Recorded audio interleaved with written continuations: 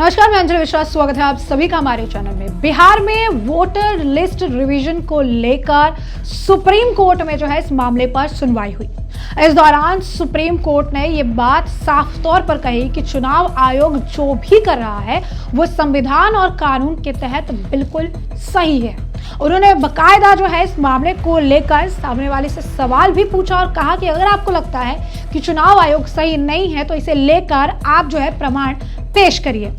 इसी के साथ एक बहुत बड़ा दावा निकलकर सामने आया कि कैसे बिहार के कई जगहों पे जो मुस्लिम आबादी जो रह रही है, जहां पर ज्यादातर मुस्लिम आबादी रहती है, वहां पर बड़ा आधार घोटाला देखने के लिए मिला है। जहां पर आबादी का परसेंटेज तो कुछ और है और आधार कार्ड का परसेंटेज कुछ और निकल कर आया है, जो काफी ज्यादा हैरान कर देने वाला, चौंका देने वाला है और इस तरह से एक वैलिडेशन भी दे रहा है कि क्यों इलेक्शन कमीशन को आखिर बिहार के वोटर लिस्ट में रिवीजन करने की जरूरत आन पड़ी है। तो सबसे पहले बात कर लेते हैं कि सुप्रीम कोर्ट के द्वारा क्या टिप्पणी की गई और अब वो कौन कौन सी जगह है जहां पर एक बहुत बड़ा वोटर लिस्ट में, आधार लिस्ट में एक उलटफेर देखने के लिए मिला है। तो आप देख सकते हैं कि यहाँ पर इलेक्शन कमीशन के लिए, तो ये इलेक्शन कमीशन को लेकर एक बहुत बड़ा आरोप कांग्रेस, आरजेडी ये सब लगा रहे थे। ये कह रहे थे कि बीजेपी के साथ मिलकर इलेक्शन कमीशन काम कर रही है, लेकिन देखिए यहाँ पर है big win for election commission and huge setback for RJD. क्यों? क्योंकि सुप्रीम कोर्ट ने क्या कहा? सुप्रीम कोर्ट ने जो जस्टिस धूलिया है, जिनकी बेंच के सामने ये पूरा मामला सुनवाई के दौरान देखा गया, उस दौरान कहा है कि जो भी इलेक्शन कमीशन कर रहा है वो संविधान के तहत, यानी कॉन्स्टिट्यूशनल मैंडेट, संविधान के तहत किया गया काम है। इसमें किसी भी तरीके से किसी पार्टी या किसी चीज का इन्वॉल्वमेंट नहीं है, साफ तौर पर संविधान द्वारा किया गया काम है। अब देखिए यहाँ पर लिखा भी गया है कि मुस्लिम डोमिनेटेड जो डिस्ट्रिक्ट है, जैसे कि किशनगंज, कटिहार, अररिया, पूर्णिया, यहाँ पर जो आधार कार्ड है, जो आधार का परसेंटेज है, वहां की आबादी से भी ज्यादा है। अब ये भी हम आपको आंकड़े से समझाएंगे कि आबादी कितनी है और आधार का परसेंटेज कितना ज्यादा अलग देखने के लिए मिल रहा है। तो जरा देखिए कि आबादी यहाँ पर कितनी है और ये कितना ज्यादा परसेंटेज यहाँ दिख रहा है। तो सबसे पहले देखिए बिहार का ये किशनगंज है। किशनगंज है, यहाँ पर 68% मुस्लिम आबादी है, ये परसेंटेज है 68%। लेकिन आधार का परसेंटेज सीधा देखिए कितना बड़ा एक फ्लक्चुएशन है, 126% आधार। तो एक बहुत बड़ा घोटाला और एक बहुत बड़ा गैप यहाँ आपको दिख रहा है। दूसरा है कटिहार। कटिहार में आबादी है 44% मुस्लिम, लेकिन आधार देखिए 123%। इसी के साथ अररिया का भी हाल कुछ ऐसा ही है, 43% मुस्लिम थे, लेकिन यहाँ पर जो आधार का परसेंटेज है 123% है। पूर्णिया में भी यही हाल है, 38% मुस्लिम और 121% आधार है। तो जो ये कह रहे थे कि जो इलेक्शन कमीशन है वो ये कह रहा है कि सिर्फ आधार कार्ड आपकी नागरिकता प्रमाणित नहीं कर सकता है, इसके लिए आपको और भी दस्तावेज देने पड़ेंगे। तो इसके पीछे का एक बहुत बड़ा रीजन आप समझ सकते हैं कि जहां पर आबादी ही इतनी परसेंट है, ये इतनी परसेंट आबादी है, लेकिन आधार कार्ड इतने लोगों के पास है, आधार कार्ड का परसेंटेज ये है, तो आखिर या तो ये सभी जो है यहाँ के रहने वाले हैं, यहाँ के रेसिडेंशियल हैं, और ये जो एक्स्ट्रा आधार है यहाँ वाले लोग ये कौन है? ये घुसपैठिए हैं, ये क्या बांग्लादेशी हैं? तो ये एक बहुत बड़ा क्वेश्चन है जो कि जांच के दायरे में है और इसका जवाब कब मिलेगा? जब इसे रिवीजन किया जाएगा, जब देखा जाएगा कि इन जगहों पर जो ये और लोग आके बस गए हैं, जो ये इतना एक्स्ट्रा परसेंटेज यहाँ पर ये आधार का दिख रहा है कंपेयर टू ये पॉपुलेशन, तो ये कौन से लोग हैं? क्योंकि जब वोट की बात आएगी, अगर इन्हें भी वोट करने का मौका मिलता है तो ये एक तरह से पूरे चुनाव को प्रभावित करेंगे। लेकिन क्या ये यहाँ के रहने वाले हैं? क्या ये भारतीय हैं? क्या ये भारत के नागरिक है? क्या इनके पास वोट का अधिकार होना चाहिए? क्या इनके पास इतनी पावर होनी चाहिए कि ये भारत में हो रहे हैं किसी भी, आप कह सकते हैं कि एक राजनीतिक एक बहुत बड़े, अगर आप कहेंगे कि एक इवेंट का हिस्सा बने, तो ये बहुत सारी जरूरी चीजें हैं जिन पर इलेक्शन कमीशन ने ध्यान दिया और इसके तहत काम किया जा रहा है। अब आप ये भी समझ पा रहे होंगे कि विपक्ष को इस बात से क्यों दिक्कत है, क्योंकि ये जो परसेंटेज है, ये जो एरिया, ये जो परसेंटेज है, ये ऑब्वियसली एक पार्टी की तरफ इनका झुकाव नहीं है।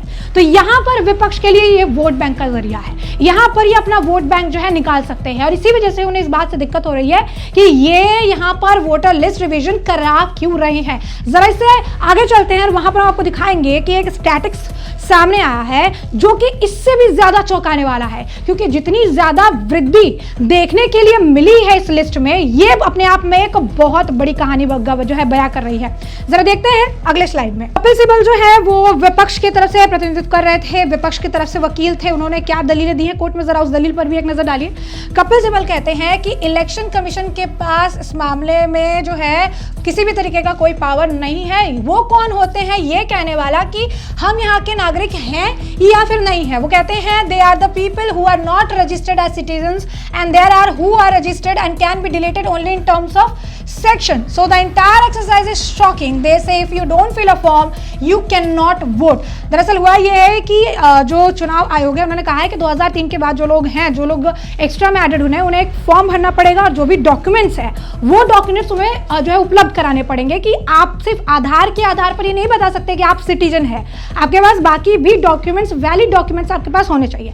इस बात पर ही कपिल सिब्बल जो यहाँ पर आपत्ति जता रहे हैं और यहाँ पर वो कह रहे हैं कि चुनाव आयोग कौन होता है ये डिसाइड करने वाला कि हम यहाँ पर सिटीजन यहाँ के हैं कि नहीं है। इसके बाद वो कहते हैं कि आखिर इसे कैसे अलाउ किया जा सकता है। The burden is on them and not me. They have to have some material in their possession to say that I am not a citizen, not on me. इसके बाद सुप्रीम कोर्ट कहते हैं कि it is not their mandate to see that qualified votes and unqualified does not votes. तो यहाँ पर भी supreme court ने एक बहुत वैलिड पॉइंट कही। सुप्रीम कोर्ट ने कहा कि कौन नागरिक है कौन नहीं है ये इलेक्शन कमीशन के तो दायरे में है ही नहीं, ये एक अलग प्रोसेस है जो एक अलग डिपार्टमेंट देखता है, जिसके बाद वो अलग डिपार्टमेंट की अपनी एक कानूनी प्रक्रिया है। तो जो मुद्दे की बात है वो ये है कि आपको इस बात से परेशानी है कि इलेक्शन कमीशन की जो टाइमिंग है आप उस पर लेकर जाना चाहते हैं कि इलेक्शन कमीशन की जो टाइमिंग अभी है रिवीजन की, आपको उससे तकलीफ है, लेकिन इस प्रोसेस से आपको तकलीफ नहीं है। तो अब ये देखिए कि इसके बाद जो स्टैटिक्स जिसकी हम बात कर रहे थे कि एक स्टैटिक सामने आया है जो और चौंकाने वाला है, जो बता रहा है कि क्यों इलेक्शन कमीशन को अब जरूरत पड़ रही है कि वो एनालिसिस कराए, ये वोटर लिस्ट की जो है एनालिसिस कराते रहेंगे। जरा देखिए ये यहाँ पर इन्होंने कहा है कि हमारा स्टैटिकल एनालिसिस ने बताया है कि बिहार वोटर लिस्ट में कम से कम 10% की वृद्धि यानी 77 लाख एक्स्ट्रा वोटर्स हैं। 1, 2, 5, 10, 20 हजार, 20, 30, 35, 40 लाख नहीं, 77 लाख एक्स्ट्रा वोट्स है। तो आप समझिए कि 77 लाख एक्स्ट्रा वोटर्स कौन है। सिर्फ 4 जगह का हमने आपको एक जो है आइडिया दिया है जो मुस्लिम बहुल इलाके हैं, जहां पर percentage of population and percentage of Aadhaar holder एक बहुत बड़ा ह्यूज डिफरेंस है। और वहां पर अगर उन 4 को छोड़ के अन्य जगहों का भी जायजा लिया जाए तो यहां पर इनका स्टैटिक्स कह रहा है कि 77 लाख एक्स्ट्रा वोटर्स हैं। तो ये भी एक बहुत बड़ा खुलासा जो है लगातार सोशल मीडिया पर इस तरीके के चीजें देखने के लिए मिल रही है। अब नेक्स्ट हम आपको बताते हैं कि इस मामले को लेकर, क्योंकि जो चुनाव आयोग है वो अपने प्रोसेस को आगे बढ़ा चुका है, वो लगातार इसे लेकर, जैसा कि उन्होंने कहा था कि चुनाव जल्द ही देखने के लिए मिलेंगे बिहार में, और इसे लेकर उन्होंने अपना काम शुरू कर दिया है। तो किस तरीके का काम किया गया है, इलेक्शन कमीशन ऑफ इंडिया ने खुद पोस्ट करके इसके बारे में जानकारी दी है और उन्होंने बताया है कि एक्टिव पार्टिसिपेशन ऑफ बिहार जो है electors ensure 57.48% enumeration forms collected at first 15 days, 16 days जो है स्टिल लेफ्ट। यानी एक दो इन्होंने बनाया था, एक टाइम पीरियड उन्होंने बनाया था कि इस टाइम पीरियड के अंदर, इस टाइम फ्रेम के अंदर हम ये पूरा रिवीजन कर लेंगे। तो उसमें इन्होंने बताया है कि 15 दिन के अंदर ये सारे फॉर्म जो है हमने कलेक्ट कर लिए हैं। 83 लाख फॉर्म्स जो है वो 24 घंटे के इस टाइम पीरियड में जो है कलेक्ट किए गए हैं। और इस तरीके से लगातार, क्योंकि काफ़ी ज़्यादा वोटर्स हैं, काफ़ी सारे लोग हैं और ये वोटर रिवीजन में ये बहुत बड़ा एक काम है। तो जो टाइम पीरियड है उस हिसाब से बता रहे हैं कि हम एक एक दिन में कितने जो फॉर्म्स है वो कलेक्ट कर रहे हैं और अभी तक 16 दिन अभी भी बाकी है इससे और जो है प्रोसेस को आगे ले जाने के लिए। आपको बता दें कि इलेक्शन कमीशन लगातार इसे लेकर अपडेट अपनी तरफ से दे रहा है कि कहां पे क्या क्या चीजें जो है कितने फॉर्म कलेक्ट किए गए हैं, उसे लेकर उन्होंने बकायदा एक और जो है पोस्ट किया है। यहाँ पर उन्होंने हैशटैग का इस्तेमाल किया है, कोई योग्य मतदाता छूटे ना। और उसके बाद उन्होंने लिखा है कि मधेपुरा जिला के सभी विधानसभा क्षेत्रों में SIR के तहत मतदाता सक्रिय रूप से गणना प्रपत्र भर रहे हैं। BLO ने न केवल घर घर जाकर सहयोग कर रहे हैं बल्कि प्रपत्रों का संग्रह और अपलोडिंग भी सुचारू रूप से किया जा रहा है। यानी उन्होंने बताया था कि जो प्रोसेस है यहाँ पर, उस प्रोसेस के तहत सारा काम किया जा रहा है। यहाँ पर जो इनके एजेंट्स हैं वो सारे फॉर्म भरवाना, घर घर जाना, उसके बारे में सारी चीज़ें जो है डॉक्यूमेंट्स कलेक्ट करना, ये पता करना कि वो सिटीजन है और वैलिड वोटर्स है कि नहीं, इसके बारे में पूरी जानकारी जो है ली जा रही है। इसी के साथ साथ आपको बता दें कि तेजस्वी यादव जो है इस मामले को लेकर उनका भी बयान सामने आया। क्या कुछ उनका कहना है, एक नजर डालिए। कि आप आधार कार्ड को नामंजूर क्यों कर रहे हो, आप राशन कार्ड को नामंजूर क्यों कर रहे हो, आप जॉब कार्ड को, मनरेगा कार्ड को नामंजूर क्यों कर रहे हैं। अभी भी जो है बिहार के लोगों के पास वो डॉक्यूमेंट्स है ही नहीं। कहीं भी कोई भी स्पष्टीकरण जो है चुनाव आयोग नहीं दे रहा है। चुनाव आयोग को आखिर ऐसी क्या जिद है कि उनके कमिश्नर जो है प्रेस कॉन्फ्रेंस करके सारी बात को क्लैरिफाई क्यों नहीं करते, क्यों कंफ्यूजन पैदा कर रखा, किस बात का ईगो है चुनाव आयोग को। ये तो लग रहा है कि बीजेपी के जो पार्टी का सेल है उस हिसाब से चुनाव आयोग जो है काम कर रहा है। तो जैसे कि आपने उनका बयान सुना और ऐसे में हमने आपको ये तमाम जो पूरा मामला है ये बड़े विस्तार से बताया। इस मामले पर अब आपकी जो राय हो कमेंट सेक्शन में कमेंट करके जरूर से जरूर साझा करिएगा। धन्यवाद।